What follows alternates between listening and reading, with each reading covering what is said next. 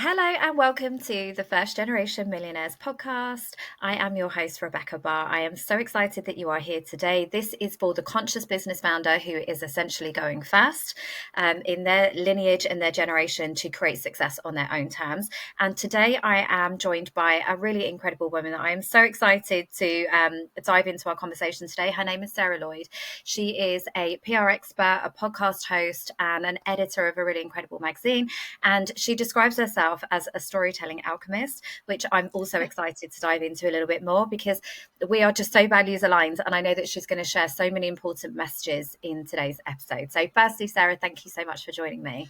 Thank you for having me on. It's so amazing to be in your space again. Yay. I love that. I can never say the word, but the reciprocal energy, because I've recently been is that the word? Yep. I've recently been a guest on Sarah's podcast, which is the Shameless podcast. And it's, again, just highlighted how important these conversations are in really pushing things forward and healing things for us as women so that we can take over the world and make it better, right? 100%. Yeah. But so obviously I've introduced you, Sarah, but I'd love for you to dive a little bit deeper into, your journey, why you've created what you've created and what kind of positions you as the go-to expert for this topic. Well, it's really funny you say expert. I find that title really Too much pressure. I feel like I need to really make peace with that title, right? But I've been in PR and communications for 27 years, so the whole of my adult life, right? So, but I think that qualifies you as an expert. I think we need to maybe take that one. Yeah. So, if that's not a certificate, I don't know what is.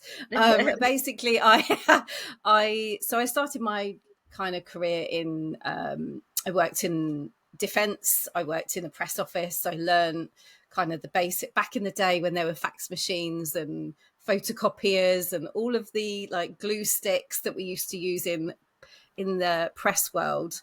And then I moved through various different versions of corporate roles. So I learnt my trade in corporate, in defence, in construction, in all the masculine spaces. Yeah, we have that in common, don't we? Because a lot of my businesses were, or my corporate background was in like telecoms, construction, rail, not very glamorous. But I think there's also an element of refreshing directness that comes with working in those environments. I think it's really good grounding, right? I mean, I was surrounded by men who had been, they'd been journalists and real old school, like smoking in the office, that kind of vibe. And there was me and a couple of other women. And it was really interesting because they did see us as dolly birds, being completely honest. And every time I've ever been in a PR role in a corporation, you had the sales guys who were the men, sales, and the women who were off playing with the glitter, doing PR and marketing. And we were always I'm thinking of Mad Men, the program. Yes, very much. It really is very true to life, unfortunately. And of course, there was always a man who was running the department and we were all his ladies doing the work. And they used to joke at us because we'd go off, we'd take the press to lunches because that's how it was done through the drinking and kind of lunching culture at the time. And, they thought they couldn't work out why we were always off with the journalists and taking them out for drinks and stuff. And it's like, well, we're the ladies that use the glitter and the colouring pens, right? We're just here for decoration. But what was really interesting, kind of going completely off topic, and we've already come up with this whole we're quite scattered, but also we bring back to the point.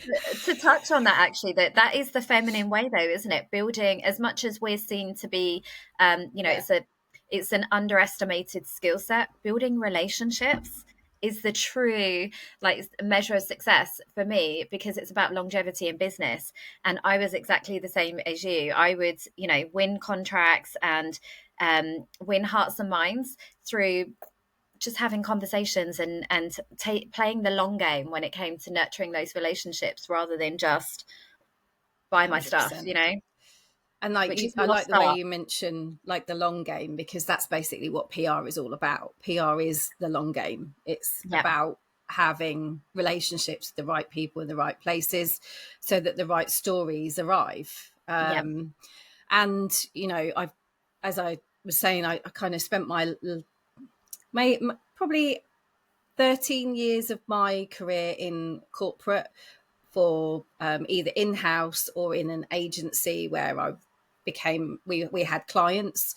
So I was either in-house in a department that had agencies reporting to me, or I was an agency being. So I've done basically both sides of the fence, if you like. So I know how it all works every which way. And in addition to that, I was made redundant back in 2017. So I basically got to the top of my ladder. I was the global head of thought leadership and PR for a number 2 technology company. I had Asia, US and Europe reporting into me.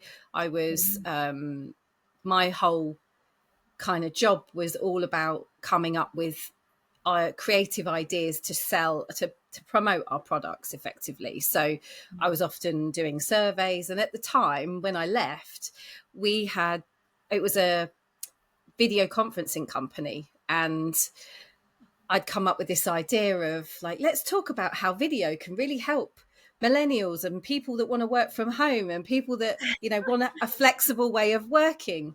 And we did this whole survey, and it was an amazing success. We got loads of coverage all over the world. And then I won an award for that. Mm. And then I had a new boss come in. He basically said, we're not focusing on that anymore. We want people back in the office. I was Yeah. like, okay, fair enough. I got made redundant. The role got made redundant. They were focusing mainly on product. And then 2 years later, we had the pandemic.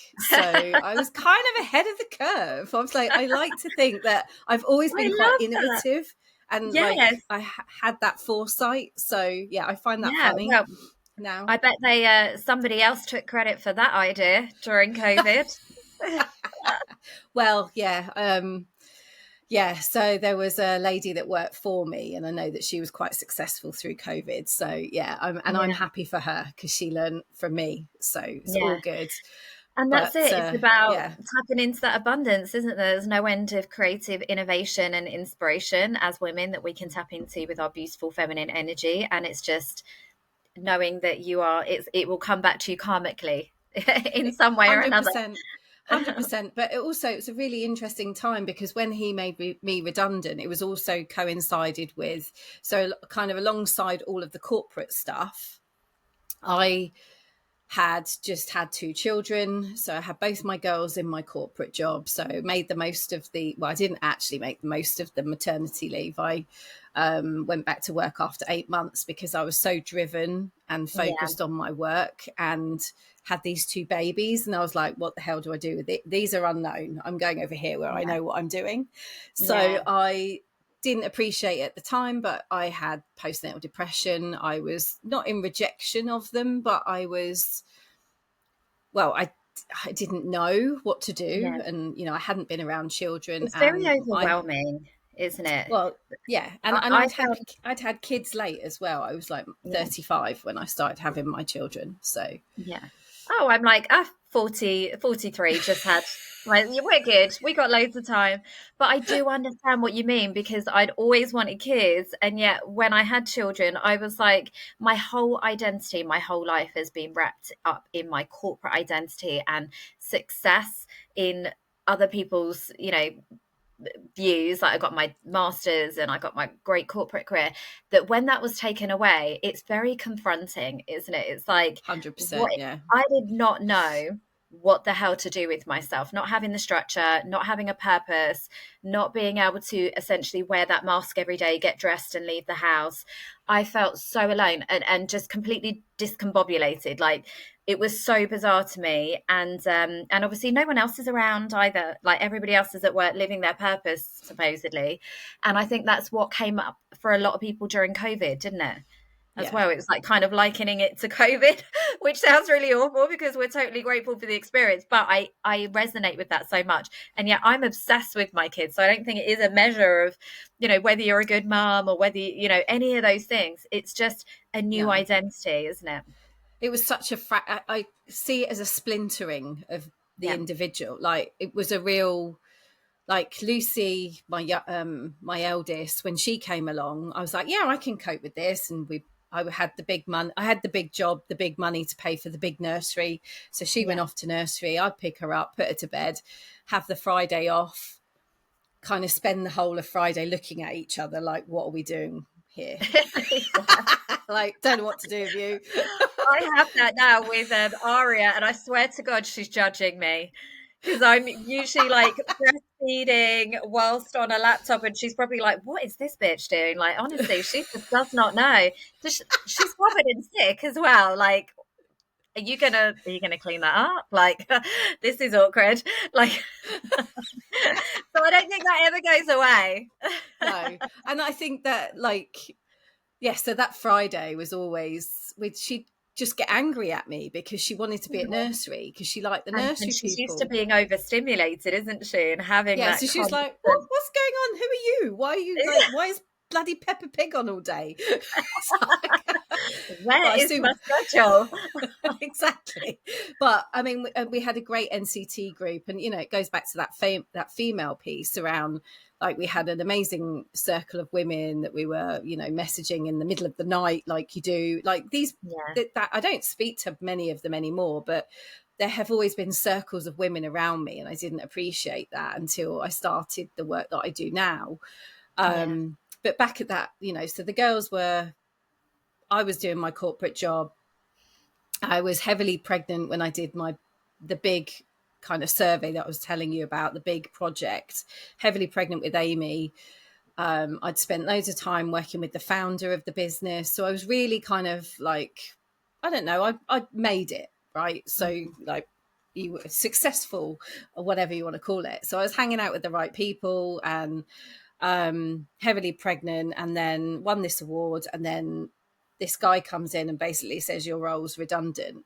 And at the yeah, time I had been on the side because what was happening is that the thought leadership piece, the ideas, the creative stuff, they'd kind of gone, yeah, well, that was great, but we don't really want to focus on that anymore. We want to focus on box shifting. So my role became kind of like backseat. It was put on the back seat Well, because we'd it won feels this like what award. they're saying is that you're Wasn't redundant. important. Yeah, it Basically, feels yeah. like. So I was like, do you know what? I'm going to use this opportunity to go and do something I want to do. And at the time, I'd found Rebecca Campbell, Oh, Rise I Sister love Rise. her. Yeah. So I was reading her. My friend, I was struggling with this postnatal depression. So it got to a point where with Amy, like Lucy, it was great. Amy, she was the kid that broke me, like properly cracked That me second open. born child It's will just like, will test you. oh my God, she still does. But she was the one that was like, I couldn't even, I couldn't perform. I would get home and I would be on the floor Yeah. with anxiety, not able to join group calls, not able to just not able to be the person that I had been. Yeah. And, And the all with all mask the really fell attributes. away. So it's because it's so interesting to me, like this corporate persona, but it's Yeah. essentially all of the attributes that you have been rewarded for, probably your whole life, around being a good Yeah. girl, being responsible, being all in, like doing the work, like part of a team. Suddenly, all of that is stripped back, and none of it 100%. matters. Yeah. And equally, like you say, I had the same pressure in corporate in that I prided myself that I would go further than anybody else, that I was part of the team. I remember going to a tribunal miles away. I lived in Portsmouth and it was all the way in Essex, something like 10 days after I'd had the baby. And I was God. like, it's fine because no one else would do what I do. No one else cares as much. No, and do you know what? When it actually then came down to it, like yourself, and I couldn't work, my mum was sick. The level of F's that my business had to give for me in return to all of the sacrifice was zero. And it was like, Interesting. So Yeah. actually all of those things that have validated me over the years and made me feel worthy, actually in the grand scheme of it, none of that is conditional for love from my children. They don't care No. if I'm organized. They don't care if I'm on time. They don't care if I'm like committed to the team and doing all the things. They just care about snacks, um, ensuring And that they're loved, cuddles. and yeah, and all of the things that you would do anyway without even thinking. It's like suddenly it gets to actually be very stripped back and simple. It's Yeah. so interesting how that works, I think. What are your And thoughts on that, that? and that, well, my thoughts are is that's exactly what happened. So I was, this role was made redundant. And meantime, I was off learning how to do energy work and realized like I just had this massive activation around my Reiki. I had black tar like going up my legs when every time I went into the office. It just felt, I just felt like What bogged is that? down. Where it was, I need to it, know more about that. it was just like so I had a Reiki activation. First of all, just like rewind, sorry. I'll get to my point, I promise. I postnatal depression, a friend referred me to a vortex healer. Never knew what that was. She read my astro chart. She gave me flower red remedies. She did Reiki and vortex healing on me. We removed this big kind of ball of energy that was stuck in my womb. Yeah. Around it was an ancestral postnatal depression wound that we have in our family that we removed. And then at that point, and I'm not sure how woo I can go, but I was given guidance to work with the angels and to learn Reiki. So I went off. I was spinning on my chair at this point at work. So I was like, do you know what? I'm just going to spend the money that I'm earning and go and learn this thing called Reiki, whatever that is. So I went and learned. I got my level 1 and level 2 very quickly. I got my master a year later. So I am now a full Reiki master. But it's not something I really shout about. It's just something that I use and I do. And at the time, I was going into the office with this, like, my body was telling me that I needed to quit. After I'd had the girls, the first pregnancy, I had 3 failed epidurals. So I had 3 lumbar punches and my back just went to shit, basically. And then after carrying the babies and the car seats and pushing the prams and stuff, my body was just didn't like it. But before I'd had the baby, my back kept going. So it was just literally just moving in the wrong direction and my back just went. And I remember being bent over in half for about a week and, diazepam. And it was just all muscular. It was like you say, it's also psychosomatic. It's muscular. My body was saying, you've got to stop basically being all the things to everyone. Exactly like you just said. It was like, It's like even a through my pregnancy. metaphysical, isn't it? Metaphysical symptom of our root chakra, which is all around like pressure that we put on ourselves as women 100%. to do all And the I have an things. open root chakra based on my human design. So I'm even worse. Like, Yeah. I Yeah. have to figure out Give whose me it all the is. pressure. I'll take your pressure, your pressure, your pressure. Yeah. So Why not? yeah. But I mean, I didn't know any of this at the time. I was just like, my back is annoying me. I can't do what I need to do. This is really frustrating. And I couldn't surrender. But then Yeah. when the girls came along and then my back went again, I ended up in hospital. It was kind of, well, this is time. I need to kind of pay attention to this. And I realized that, and just before I was made redundant, I was getting vertigo. I had back pain. I had high Wow. So functioning anxiety. I was getting all of the wow. things, and I'm still not listening. I'm still trying to push through. No, this is what I'm meant to be doing. Isn't that so interesting? Like your body is literally repelling your lifestyle and your conscious choices, and Yeah, you're still trying to push through. yeah, yeah. Because we Oh, do, right? Because yeah, we're conditioned that way. yes, and like I say, we're validated that way for doing 100%. those things. Yeah. So that's basically my corporate story. And then redundancy happened, 40th birthday. I went to my husband and we'd gotten married in between the two children, and we hadn't given ourselves a honeymoon. So we went to Las Vegas for a week, dropped the Yay. children off with my mum. I mean, I love Las Vegas. I used to do a lot of work there as well. I'd go to all the big trade shows there, but it was Yeah. lovely to go there and show my husband, you know, what I love about the place.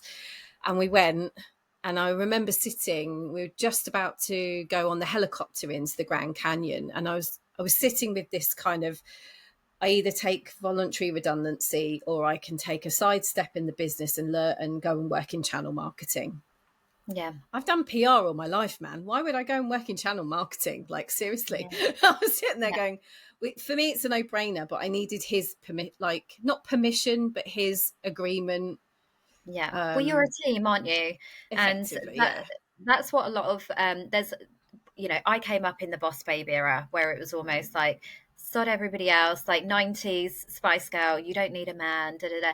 But actually, we are meant to like just be together in union, like the divine feminine, the divine masculine, working together as a team and as a family unit. That is how Yeah. you take all of your goals to the next level. It isn't by doing everything alone. So I love that you, like you say, you're a team. You need to be Yeah. cohesive in the approach that your family is taking next, and that needs to be celebrated more, I think. Yeah. And I mean, I used to be scared of asking. Like, it sounds really daft, but first of all, I went on retreat like before my 40th birthday, kind of rewinding. And I was on a work trip, and Rebecca Campbell was holding her first retreat to Glastonbury. I was reading her book, and I was like, I'm really called. I need to go and be in this woman's energy. And I don't know why, didn't have a clue. So I just was like, oh, book. Yeah. I'm off for Yeah. 5 days. See you later. I remember messaging him from Amsterdam airport because I was there for work. And I said, I've done something. I'm really sorry. I should have checked with you first, but I need this. The kids are little. I haven't had a break since they were born. Yeah. I need to go on this thing. So it was the first time I'd been away from the girls. And they were both, Lucy was like 3 and Amy was about 1.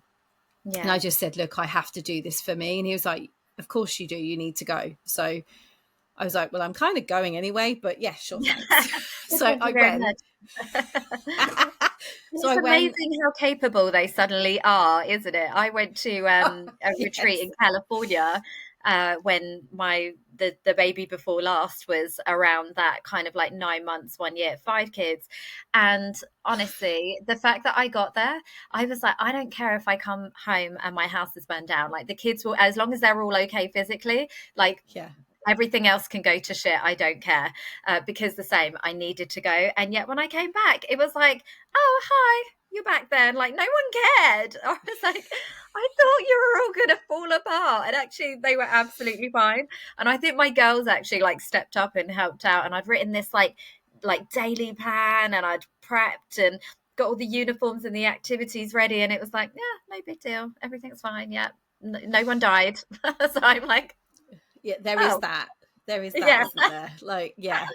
But even now, like as mine are older, anyway, that's a different story. But yeah, so I went to this retreat, met a beautiful circle of women, like 20 odd women, sat in Glastonbury, was initiated into the priestess kind of energy, and met these amazing women, and just their stories were just so powerful, and they were game changing for me because I hadn't been in that situation. I hadn't been in a circle of women like that who were loving and caring and compassionate for each Yeah. other in a very, very long time. And like I had great friends, but we would sit there and we would bitch and we would comment and we would be very nasty about other women. And actually I realized that was just, what was that, like how awful. And we were in this space. I cried for about a week. I found my feminine that had been hiding, and that all then coincided with this job offer. We went to Vegas. I was sitting there and said, look, I have to go it alone. I need to leave. I can't stay where I am. I'll take the redundancy. And it came back to the office received their redundancy, and despite like my mum, my dad, my even my like line managers were like, what are you doing? Stay. Like, why are you leaving? You've got 2 small children. Like, what are you thinking? This is the dream. Why aren't you grateful?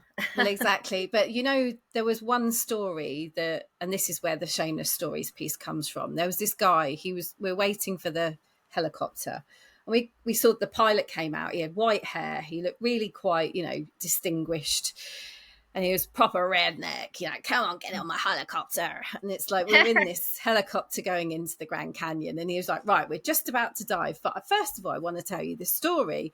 He said, I bet you think I've been flying this helicopter all my life. And I'm like, I really hope you have, because we're about to go into the Grand Canyon. And he was like, he said, basically, I used to work in a technology company. I used to sit in a big cube office looking out into the city. And he said one day this medivac helicopter landed outside the office to attend to an incident. And he said, and it sparked something in me. And I was like, okay. He said, basically, I'd always wanted to be a helicopter pilot when I was a kid, and this guy landing his helicopter outside of my office made me then go and check out what it meant to be a pilot. So he said, off the back of that, I went off, I learned how to be a pilot, I got my hours, I left my job, and now every day I fly into the Grand Canyon 4 times a day. I am living the dream, baby. And it's like, he said, do you think, an when do you incredible think chain of events as well? Something that would be insignificant actually 100%. changed the whole trajectory. And that's basically where the idea of my podcast came from, because there are moments in time, I call them the sliding door moment. Like, there are moments where you can go left or right. You make a conscious choice to do something different. And those are the moments in time that really can change the trajectory of your life. Like you say, he said he'd been flying into the canyon for like 3 years, and he was in his 60s. So he said it's never too late to, change your stars. It's never too late to do something different with your life. And that's what made it, that's the clincher. It was, I can stay where I am and I can be comfortable with the money, or I can go and try and do something really cool. And that's what I did. I took redundancy, ended up connecting got chills with... there, Sarah. Did you? Yeah, because like full body chills. It started in my toes. I was like, oh, interesting, because something in him obviously felt called to share that story at that moment. I'm sure he's not reciting the same story 4 times a day for 3 years. But as we were talking earlier, when you were saying like level of woo, like I'm totally there. I think, people are messengers, aren't they? And if our angels can't communicate with us directly, or they have been trying to, i.e. through your health challenges and through these curveballs and setbacks, they will quite literally grab a hold of you and send you somebody who is going to tell you one more time in a way that you will fully hear. And at a point in time, like to be on that helicopter with that guy at that time talking about that subject, that is not a coincidence. No, it's not.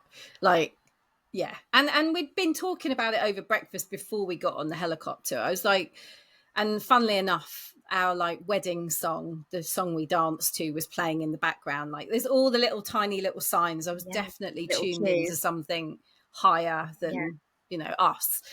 And I was like, yeah, okay, great, so we'll go home. And then I was met with all the doubters, like, are you sure you want to do this? And it's like, well, what else what have I got to lose? I'm quite tenacious and scrappy. So I went out, I got myself a part-time corporate job doing a maternity cover thing, and started my own business. And then after that, connected with a lot of the women that were in that circle that I met in Glastonbury, and started helping them tell their stories in the press, in podcasts, whatever they needed, because like I said, you women, it's no good sitting in a circle and talking about this stuff, because other women need to know that they're not alone. Other women need to know that this goes on, that you can make a choice. You don't have to sit with the cards you've been dealt. You can pick another one whenever you want.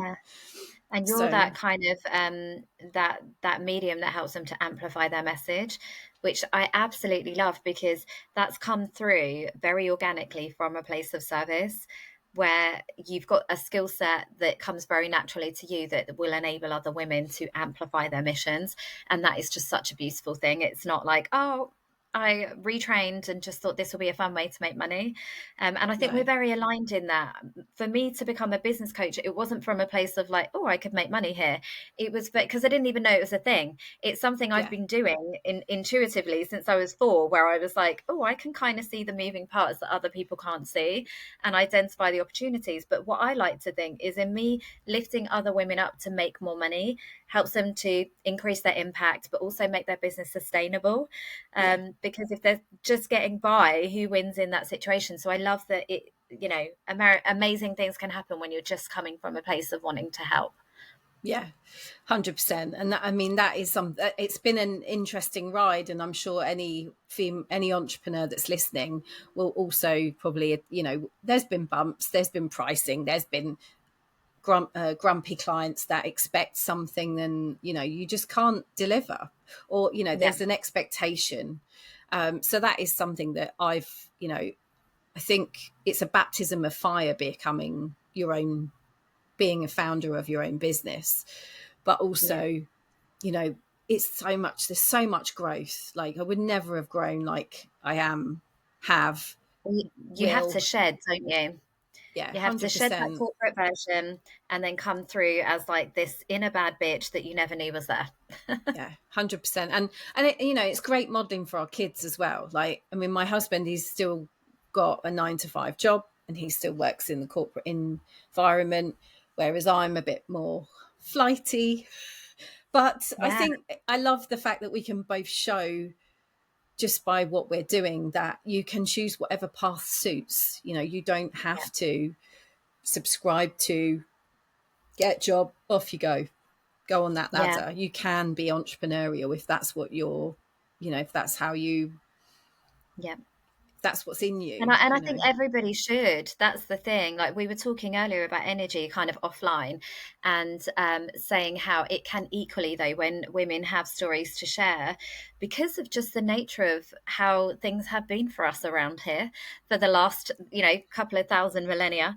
Um, Typically, some of those stories can be quite heavy. And, we've all been through some stuff as part of that shifting paradigms and expanding into the full capabilities of what women can do. That's going to piss some men off, as we know, in the patriarchy and the things that have been celebrated previously. That can be a lot of energy to hold, and it's about protecting and grounding yourself in that, isn't it? Yeah, So that it doesn't overwhelm you. And I feel like every time we almost liberate a woman and we start to say no, to things that we previously would have said yes to, that's how we heal ourselves, the collectives, heal our family trauma, and essentially make the world a better place with no pressure at all. But I do think that that is how things are going to be resolved in the world, is by 100%. women healing. And I think as well, it's a delicate balance, because even just like a recent thing that's happened to me, I was invited to go to an event, a festival at the end of the month, to hold space, to facilitate a storytelling circle. And Mm, there was just something in my body just didn't feel quite right. Like when I got the invitation, it was a full body yes. Like, yes, I was in my yes. I want to, yes, I'm going to do everything that is thrown at me. But then I realized that there is an element of, you need some discernment around the yeses that yeah, you're saying, the things you're saying yes to, right? Because what I because you're a also light worker, so of course everybody's going to want a piece of that. Exactly. And that's another piece that I'm definitely working through with the Shameless Stories podcast and book, and and PR clients, right? So it's understanding the ones that you can help, and it's also Yeah, understanding the ones that want to be helped and will be helped, and those that are just coming to you for ego, lip service, whatever, yeah, or so that validation on that their really story. is that really is like a thing that comes up. But also, um where was I going with this? So I was invited to this event, and I really sat with it, and it was like, the ego part of me thinks that I should go, I really want to go and dance in in the forest and stand there and hold this space. But I'm equally scared witless because I haven't done an in-person Mm. thing like that for a little while. But then I was like, well, where's the fear coming from? And the fear, I think, was coming from the fact that actually what's going on at home is that my daughter is going off. She's got 2 sleepovers, one after the other. She's only 9. She's never done it before in her life. And the last time she slept over, my mum fell ill and Mm. I wasn't there. I was with Mm. my mum. So there's a feeling around, for me, I've had to let that event go because I Mm. want to be there for my daughter. I want to heal whatever she's still Yeah. carrying from that event. Like, my husband will say, no, she's not bothered by it, but I feel like there's still an imprint of that situation that happened it happened a year ago, and I want Mm. to kind of heal that wound for my daughter. So Yeah. there's the thing. It's like, there was the old Sarah would have gone, oh God, I've got to look after the children or whatever, Yeah. like, or people that I was around. But then there's a part of me that's like, am I doing the wrong thing stepping away from this festival to focus on my family? Well, Yeah. actually, the whole reason why I designed the way that I design my business is to work around the family. You're a Yeah. mum, like, Yeah. you Hundred you percent, you and I think can't. equally Yeah, we know when things are a good return on our energy and when they're not. And intuitively, there may be a reason why you're not meant to be at that event. And I think there's different seasons. So yeah, for me, this year, baby's young. Like, yes, there's. It's just not subscribing to that pressure, is there? That if I'm not visible, if I'm not everywhere doing all things, and still being committed to being this trailblazer, that my business is going to disappear. It's about having that self-trust that I'm in a season where actually that is not a priority for me now, but equally I'm still going to get the success that I want, because yeah, it isn't about how much energy and how much I'm pushing to get it. And that's been a very much a growth for me this year, because I had a lot of plans and then the universe was like, no bitch.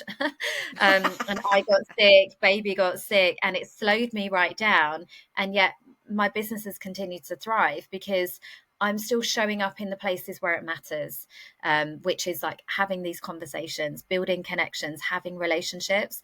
And it's having that trust, isn't it? That you've planted enough seeds that there are yeah, always going to be more opportunities. There isn't going to be more time with your kids. yeah. So actually, that's a really empowered choice. Yeah, and that's, I mean, I really sat with it and I felt quite sad about it, really. But then it was like, well, you know what, you just spent a weekend working at an event. You don't need to Mm. be at all the events. It's a bit like what you were saying earlier with your, oh well, because I can go to Essex, I'll go to Essex. It's that Yeah, situation again, but just with yeah, wearing a different coat, right? It's like a yeah. different, we can That's create it though. corporate. That's the challenge, isn't it? When Yeah, although I talk about money and people are like, oh, it's quite literally about the money and it's about like charging more and holding that self-worth. It really isn't. It's the sneaky ways in which, because how we do one thing is how we do everything, and money is symbolic.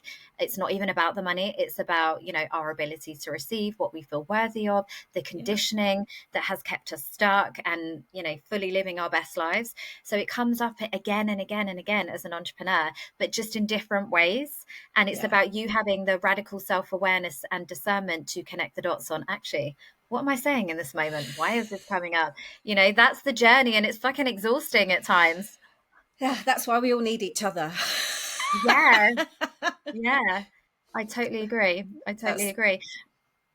So I yeah, wanted to talk about, because again, so passionate about what you're doing around. So you've got your podcast and you've got your collaboration book, which are essentially conduits to allow women to share their messages and yeah, start to reclaim the narrative around what it means to hold this shame, and how we alchemize it, which I love, yeah. into something that's really powerful and amplifies your message. So can you talk more about where the inspiration for those came from, and how you facilitate that for your clients? So yeah, I mean, so I last year, I I had to let go of quite a lot of my business because, and we've talked about this as well, because I mean, my mum had a massive stroke. So I I chose to drop quite a lot of clients. I dropped a bunch of email. Like my mum went into hospital. We were given kind of the chat about the DNR, and I was like, right, well, I need to be completely present in this situation. So I sent an email to the clients I was servicing at the time.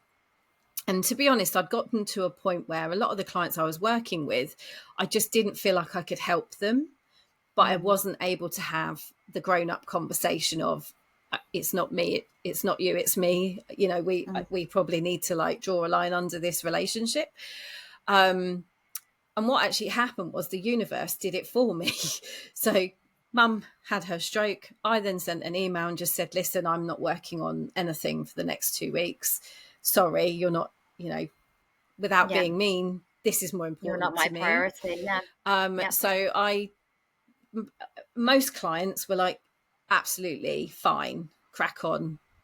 And there was a feeling, I felt shame around doing that. Like, oh my God, I've got to let down all these clients. I'm just going to because I'm putting myself and family first. There was shame around that.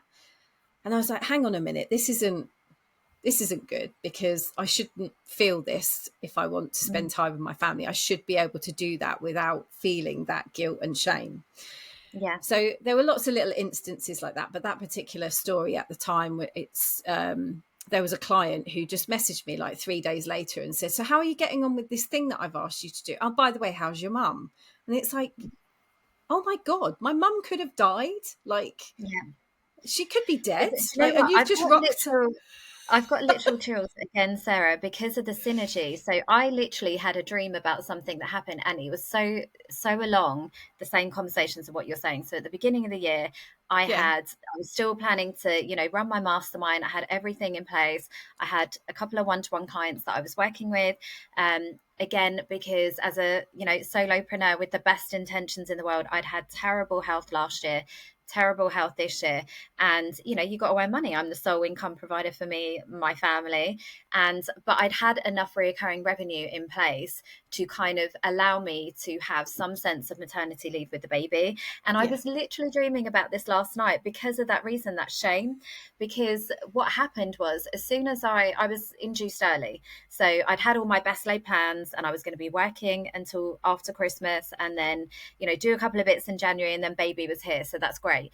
But what happened, she obviously got induced like 3 weeks early, and it all went to shit. As much as I had measures in place like guest coaches and support team, I had at a time, and I literally was going to do a post today on it, because it still hurts me as a wound, because as I'm sitting there in the ICU with my baby wondering if she's going to die, I had clients left and right defaulting on their contracts. And at a time when I should have had sisterhood, and I should have had I couldn't believe like the behavior of these women, that they would choose that moment and also to default and put my family in a state of financial jeopardy when I needed that community that I'd poured so much into the most. But instantly I felt shame. I was like, I've done something wrong as a coach. I've done something wrong as a mentor for them women to reject me in this way. I obviously have not done enough to instill good basic kindness in these people, that they would, and this was thousands of pounds of monthly recurring revenue. So it wasn't like, oh, I'm going to miss out on £500. It was thousands. And then equally like be really nasty about it. And straight away I made that a me problem, until, like you say, you have to sit there and really I'm going to do a post on this, Sarah. You've inspired me, because again, I've held on to that because I was worried, like, I can't put this on socials because people would think I'm obviously a rubbish coach if women are not going to pay their contracts. And it's like, actually, no, that's a them problem.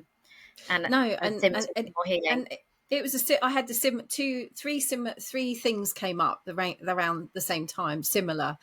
So there was one client who was chasing me on the work. Have I followed up all that stuff that I said, after I blatantly said to her I wasn't going to do any more work for 2 weeks, and I will get to the follow-ups when things are stable. And I made that really clear. She completely ignored me and said, so how's it all going? Blah, blah, blah. So anyway, about me. So yeah, so she like and this is another thing that I realized is that you'll get this too, is I knew when I took the work on with her that she was going to be like she was going to be she was a lesson. Yeah. She was definitely, I knew she was coming, she was going to give me a lesson, she was a lesson, and I just knew it in my bones, and I could have said no to her, but I didn't, you know. So Yeah. again, discernment. So she like proved all my kind of, you know, sacral right. And yeah, I just got quite annoyed with her. And then I had another lady who was fussing over her monthly payment for a membership, which was like, you know, it wasn't hundreds of pounds, Nominal. it was Yeah. nominal money. So that then became a headache. And then I had two events that I'd actually paid to go to and speak at, and I basically said, can I get a refund or can you reimburse me, because, you know, I'm dropping all, you know, I'm just trying to recoup money that I've spent, that I'm not, you know, not going to be there. And basically I got this message saying, really sorry about your mum, but no refunds. And it's kind of, Yeah. yeah, like how like off a cliff do you need to be for someone to actually show compassion? And that's Yeah. what I also realized, was like, there are people out there who are dressed up Well, in they're love and living light, in lack. They're living but in then lack, yeah, aren't they? And you've got to yeah, give these people compassion because, mm-hmm, like I say, I didn't chase up any of those people for their contracts. And I was yeah, like, fine, okay, I see you. If you don't want to pay and you don't want to honor your commitments and you don't want to support me like I've supported you, I am not going to spend any more energy chasing and trying to be this boss babe. For me, yeah, my energy and my peace is worth so much more. And even if that puts me in a difficult position temporarily, I would rather cut ties with you and have the money with pleasure, because what you are yeah, sowing in response to that is going to be felt for generations, because yeah, you are not healed, you are not abundant, you are yeah. essentially not a good person in most ways. So you have to believe that those people that are living in lack, it's just an opportunity for their growth, and give them compassion. And that's exactly how I behaved. I would let it, I cut the ties and let it, you know. Mm, But I always want to be in integrity, but then I also know not everybody operates from that place either. So that has yeah, been a lot of big lessons for me in the last year yeah. or so. And I've even forgotten the question that you asked me.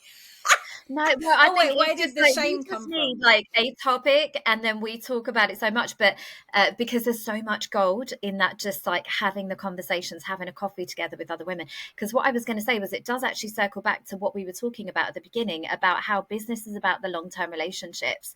And Yeah, yet there's a lot of women out here building businesses like they're going to be dead at the end of the year. Like they are burning through their audience. They are burning through their reputation. They don't care, because they are living in such a state of lack and this hustle culture, who is not who we're meant to be at no, our very core. Um, but again, the only way that we can do anything about that is by just shining our light, showing a yeah. different way, building our communities in a different way that will hopefully attract a different kind of woman. And then, we pay it forwards in that way.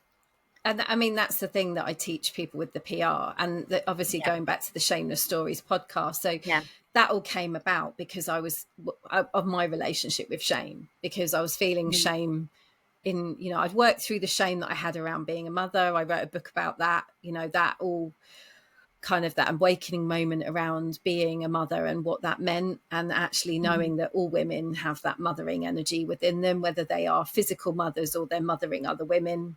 There's just so much, Mm. you know, there's so much to be stripped back with regards to that.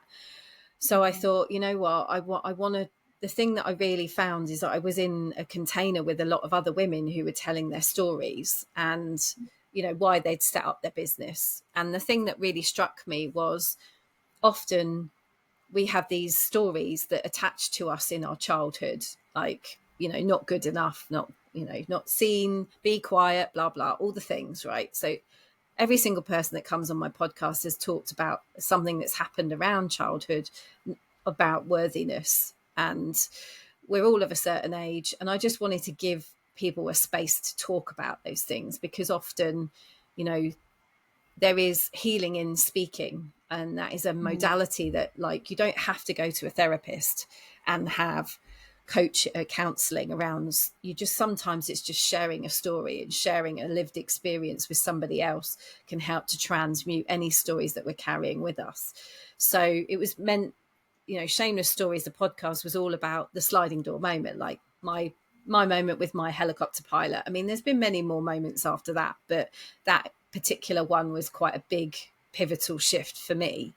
And there's always going to be those moments for people where they've decided to go, no, I'm not doing that anymore. I'm going to leave my husband. I'm going to leave my job. And it's always to do with a big life event. And people, we all live big life events. You know, you can't go through life without, you know, tumbling over one, right? So I wanted to give people a space to do that. And working in the PR and the media space, the media doesn't always want to talk about that stuff. And it was a frustration of mine, because I'd pitch people's stories to people like the Daily Mail, and I'd think that there was an amazing story there, but they'd be like, well, we want more drama, we want more, you know, destruction, whatever. They I've had like to this start. battle myself, and Well, I've you said this like, with clients. yeah, I mean, they like the clickbait Clickbait. negative story, but going in with a positive story, God forbid. So I wanted to give space for positive stories to be shared. And that's where I got involved with the House of Wisdom. So again, that's a new spiritual, kind of spiritually aligned magazine, where a bit Yeah, like what Soul is and that? Spirit. Can you tell us more about that? So House of Wisdom, it's a quarterly magazine. I'm the editor. I'm working with a lady called Buxto, who is the editor-in-chief. She wanted a magazine at events. And then we got chatting, and I was like, do you know what? There's a massive hole in the magazine space for spiritual growth. And after Spirit and Destiny and Soul and Spirit disappeared, there's space to be had. So we have now decided to create a magazine again. Like, if it's not there, build it, right? Like, so Yes, yes. podcast, the magazine, we're accepting editorial, we're accepting advertorial and real life stories. We're looking for sponsors. We're just trying to get this thing off the ground. But basically, they're all spaces to share people's stories. And, Yeah. you know, whether it's through a magazine, through a book, through a podcast, and eventually there will be retreats and in-person spaces. That So sounds so that's exciting. And basically where it's going. yeah, I love that, like you say, you are creating permission and safe spaces to actually talk about the positive, because it's really hard, I think, to otherwise get traction in your business unless you are succumbing to that bro marketing tactic and the clickbait headlines and the salacious stories. I saw somebody who is essentially a women's health practitioner, and I kind of reached out to her and I was like, this is so disappointing, like what you've done. But she put a social media post where it was like, I am divorcing my husband. And then I was like, oh my God, are you okay? And she Yeah. was like, oh no, it's just to sell this free masterclass, saying like, that's the decision I'd made before this thing happened. And I'm like, oh my God, what happened to, like, I've just got gifts and I can share them. Like, why do we have to resort to these tactics to promote and cheapen ourselves to promote something that is a beautiful healing service anyway, and the right women will be called to? Why do we, like, that really like shocked my nervous system, and I was like, I purposely don't listen to the news, and I purposely don't follow these things and read these things because I'm trying to protect my peace over here. Yeah. Stop doing this, because it's just not necessary.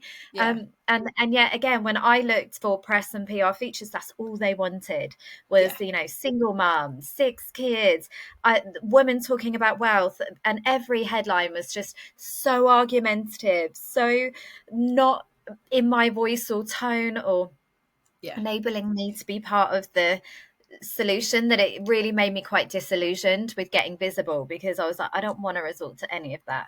I don't want to create arguments in the comments. I just want to, maybe naively, but No, share positivity no, but and that's not support. naivety. That's the construct, unfortunately, that you've got to play within. And I like to, the media, I see it as it's like a construct, and it's Yeah. up to us to You know, if we the The narrative. issue we have is that that these stories aren't always welcome. So it's Yeah. playing the game. It's like understanding, how do we bridge the gap? How do I get, you know, yes, I can start talking about poor me, but where do I, you know, Yeah. where can I take them with the story arc? And that's the Yeah. thing. It's like having someone that can, one, secure opportunities that feel good and aligned, because, you know, you don't have to, just because you've got all the opportunities in the world, just because the BBC are inviting you on, doesn't mean you have to bloody go. But Yeah. if it doesn't feel right in the body, and I think that's the thing, it's like, it's about understanding when the opportunity is right and when it's aligned, and if it is, it flows and it feels good and all of those things. Yeah. And when it isn't, it doesn't. It's, you know, and I've Yeah. had opportunities with clients where I, you know, I had a really lovely client who wanted to get her book out there, and we ended up speaking to the Express, and I'd already given her the kind of the warning of, they will turn your story into clickbait. But Mm. what actually happens is the headline, the reporter is out of control of that. You know, there's no, Yes. they have no say on that, unfortunately. Yeah. But as long as the piece, the article is written how you want it written, you can ignore that Mm. bit, because, you know, if they've created an inflammatory headline, then that's their way of, you know, getting people to eyes on your story. Yeah. It's like, ignore that, because people don't judge the story based Well, on the you're kind headline. of, yeah, that's it. And then hopefully they will read it off the back of it. But it goes with the whole theme of this podcast, actually, around going fast. Because when you are saying, I want to be more visible, I want to serve at a high level, I want to make more impact, you're Yeah, going against the natural grain of how things are done around here. And your inspiration should be, you know, your story should be inspiring, but it's also going to be very confronting to yeah, the masses who are still in the matrix, that still want to believe that everybody, you know, conspiracy theories and everybody's out to get us. yeah, Your narrative doesn't fit with their lens and their paradigm of the world, so they're going to reject it. But again, even more reason why, like you say, we need to create these safe spaces where, like the podcast and your collaboration books and your beautiful new magazine, where actually we get to reclaim the yeah, narrative. And if you aren't a person that wants to subscribe to, you know, every kind of conspiracy theory and that the world's all going to shit and there's no point even trying, then over here is where you will be catered and nurtured, and how we all kind of lift each other up. And what I love is, since COVID, is that so many people are moving to that kind of train of thought. I know so many women that have left corporate, that have been unleashed, that have found this new lease of life. The only thing I feel my responsibilities do is to ensure that they can make the money that allows them to be sustainable. Because yeah, what I can also see now, we're kind of 5 years down the line, is that a lot of people are retreating and they're returning because they just couldn't figure out the business side of their yeah, gifts. yeah. And that to me is where it's like, right, that's my you know, Eminem, where he's like, now this looks like a job for me. That's where I now need to step in and be like, no, no, no, no, bitch. You can't go back once you've come out of the corporate closet. You have to, like, just be supported to move yourself forwards. Well, And again, yeah. I think, yeah, that's where you then kind of lift and amplify. And we've all just got this beautiful part to play, haven't we, in making the world better? I think we all sit in I see it as like we're all in a flat, but in a big Yeah, circle, and we all have different gifts. We all step forward when we need to share them. And the thing that, like, just like you gave me full body chills then, because the whole thing that, and I've lost my train of thought again, but the whole thing is like, you know, you're the in a safe aware, space, Sarah. Can you, but the, if my listeners are listening to a manifesting generator Gemini with ADHD, they are quite used to a tangent. Don't you worry. And a side note and a backstory. that's good then. But I guess And I'm that's probably menopausal too. yeah, exactly. Well, there's that too, right? So, but it's the I guess the thing, I've forgotten what I was going to say now. My God, yeah, this is the whole thing, right? Like, also being around people that get this. Like, that Yeah, was it. That was where the shame story started. Someone told me and said, she said, you're no longer employable, and oh, that felt shameful. I was like, hang on a minute. I can walk into any job. I'm very good at this. I can make myself yeah, indispensable in any business. And it was like, go on then. So I tried, and I yeah, couldn't. All last year yeah, I applied for jobs because of mum, and I felt like I just didn't have the headspace to develop my business because of Yeah. my mum. So Yeah. then I Because it takes the stopped. creative energy, doesn't it? And it's a different kind of energy to just turning up and doing the thing. Yeah, I totally get that. But it wasn't just mum, it was menopause, perimenopause. So all of it kind of hit me at one go. And I was like, I felt such shame and guilt that I wasn't being successful and Yeah. making all the money. And like Yeah. what I'd had to do was drop it all, focus on my health, focus on my mum. And Yeah. then at the beginning of the year, it was like, do you know what? Let's do this. And that's Yeah. where like a big rebound. And Well, it I was believe actually every November. It was Yeah, actually I November. actually celebrate the unemployable women because we are the ones that are actually going to change the world for the better. I love the fact that I'm officially unemployable because then in those moments I've got no out. Like I have to keep going and everybody wins when that happens. Because very capable women, like you say, I know so many that have gone back to corporate because there's just too much fear around them. So I am absolutely celebrating you and so excited for this magazine and all of the spaces that you're creating. So if anybody does want to, kind of be supported by you, which I absolutely think that they should. I've got my mastermind, so I'm going to be sending all the women your way because I think that you will be doing PR in a really thoughtful way that most of them won't. Because one thing I found about being a money mentor, my PR agency didn't get it. And they were trying to, you're not a financial planner, you're not a this, you're not a that. And it's like, oh. So if you can find somebody that truly aligns with your soul mission, like yourself, that is conscious and thoughtful, then Yeah. absolutely they need to come and find you. So where is the best way if somebody wants to, take the next step with you? Where can they find you? Well, best place is my website. So www.iamsarahlloyd.com or Mm-hmm. Instagram. I'm pretty active on Instagram. But yeah, you can drop me, there's links to booking coffees and all my offers are on there. I have got a very low level membership if people are, you know, not in lack, but don't have the big funds to invest. I have a really Mm-hmm. beautiful community that I'm building around people that I'm teaching them how to show up, but we're also unpicking kind of what's coming Yeah. up from them around visibility. So there's the visibility field, which is Yeah. my membership. And then I have Alchemy in Action, which is we spend time in your business and then I help basically support you with PR. So Mm. I do And it you've got for your you, collaboration with book, you.